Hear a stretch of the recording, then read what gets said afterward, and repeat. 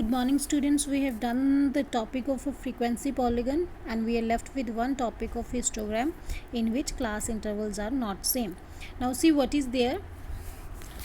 In the first, class size is 10, difference इनका 10 है, next में फर्स्ट में 20, नेक्स्ट में 10, अगेन 10, ठीक है, फिर से क्या है 10. अब यहाँ पे देखोगे तो 70 प्लस है. 70 प्लस कितना है, अगर 100 है तो 70 प्लस 100 तक रहेगा, तो यहाँ पे आपका डिफरेंस 30 का.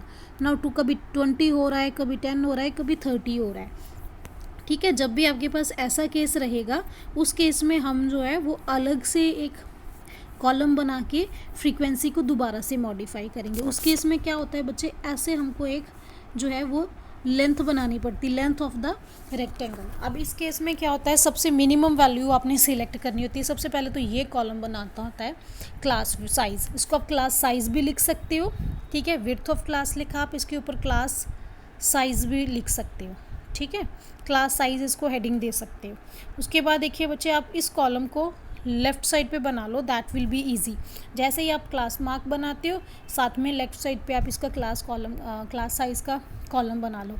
इसमें बेटा सबसे मिनिमम क्या है आपकी 10 है. सबसे पहले हमने इसमें मिनिमम क्लास साइज़ चूज़ करना होता है. यहाँ पे 10 है, हमने 10 चूज़ कर लिया. देन आपका फ्रीक्वेंसी एज इट इज़ जो यहाँ पे गिवन रहता है वो आपका फ्रीक्वेंसी रहेगा. लेंथ ऑफ रेक्टेंगल बनाने के लिए बच्चे सबसे पहले देखो, मैंने इस पर क्लास साइज़ चूज़ किया, वो किया 10, ठीक है. फ्रीक्वेंसी हमारी 7 है.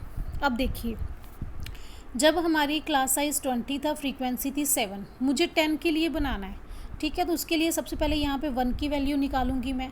तो 1 की निकालने के लिए इसको डिवाइड करना पड़ेगा 20 से. जब मैंने इसको डिवाइड किया 20 से, मेरे पास आ गया 1. तो 1 की वैल्यू मेरे पास आ गई 7/20.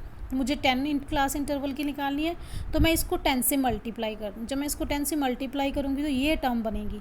इट मीन्स मेरी ये जो वैल्यू है 10/20 इंटू 10, वो इस फॉर्म में रहेगी, ठीक है बच्चे. तो यहाँ पे देखिए, ये उन्होंने वैल्यू बना के रखी. ये कैसे बनी, ये मैंने सिर्फ आपको ये समझाया, ठीक है बच्चे. एक्चुअल में क्या करना है, आपने फ्रीक्वेंसी को डिवाइड करना क्लास साइज से. What you have to do, frequency को डिवाइड करना क्लास साइज से, और जो अपने मिनिमम क्लास साइज चूज़ किया है उससे मल्टीप्लाई कर देना. ये आपका शॉर्टकट रहेगा. जैसे ही आप बच्चे क्लास साइज़ का कॉलम इधर बनाओगे ना, going to write down class size here, तो ये कॉलम जो है वो शिफ्ट होके इधर चला जाएगा. फ्रीक्वेंसी है तो अपने फ्रीक्वेंसी को क्लास साइज से डिवाइड करो. 7/20 इंटू 10 तो सभी साइड में रहेगा ही रहेगा मल्टीप्लाई में, ठीक है. ये शॉर्टकट है. जैसे 10 को 10 के साथ डिवाइड करोगे, इस 10 को इसके साथ, 20 को फिर से 10 के साथ, 15 को 10 के साथ, 8 को 30 के साथ. तो ये आपका जो साइज़ रहेगा, आपने इसके अकॉर्डिंगली भी ग्राफ बनाना, ठीक है. अब ग्राफ में देखिए बच्चे, ये आपका जो साइज़ था, I am going to read again. देखिए 3.5 है, 2 बार 10 है, 2 बार 20, फिर 15, 2.67 है, ठीक है. अब देखिए 3 तब 2 बार 10 का आ गया, 2 बार 20 का आ गया, ये 15 का, और ये 2.67 था. तो ये आपका ग्राफ बन गया. अब इस ग्राफ में, और जो हमने फर्स्ट शीट पे ग्राफ देखा था, फर्स्ट नंबर पे जो ग्राफ देखा था, दोनों में क्या डिफरेंस है. यहाँ पे ये भी बड़ा है, ये भी बड़ी है, और ये भी बड़ी है, ठीक है. तो अभी जो आपने ग्राफ देखा है, इसमें क्या डिफरेंस है, ये छोटा है देखिए, ठीक है. Now I am going to discuss why we need to do like this. ऐसा करने की ज़रूरत हमें क्यों पड़ी, ठीक है. सबसे पहले तो यही है ना कि अगर हमें ग्राफ, जो ये तो ग्राफ था ऑलरेडी दे रखा था, तो फिर हमने स्पेशली जो है दूसरी टाइप का क्यों बनाया, ठीक है बच्चे. उसके लिए क्या है, देखो जो हमारा ये रेक्टेंगल होती है ना बार ग्राफ की, ये रेक्टेंगल होती है, that is proportional to frequency, यानी कि फ्रीक्वेंसी के बराबर की शो की जाती है. अब जब यही वेरी कर जाती है तो फिर वो हमें करेक्ट डाटा नहीं दे पाती, ठीक है. तो उसके लिए हमें जो है ये सब वैल्यू जो है एडजस्ट करनी पड़ती है. Let me make the space, I will explain each and everything here. The reason is written on your book why we have to do this, okay. So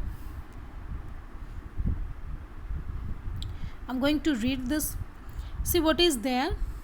Carefully examine the graphical representation.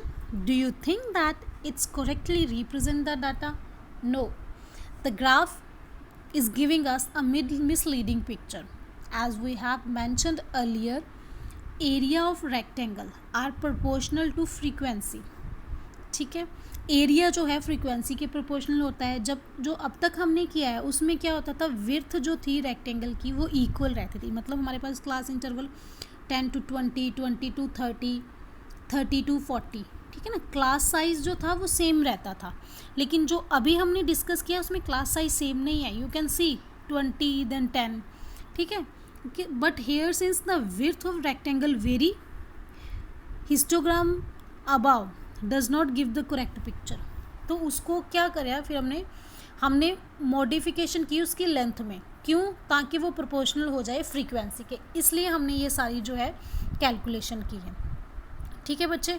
ऐसे ही जो आपकी example 6 और 7, not 6 और 7, 7th और 8th है आपकी book पे example, not 6 और 7th वी हैव डन।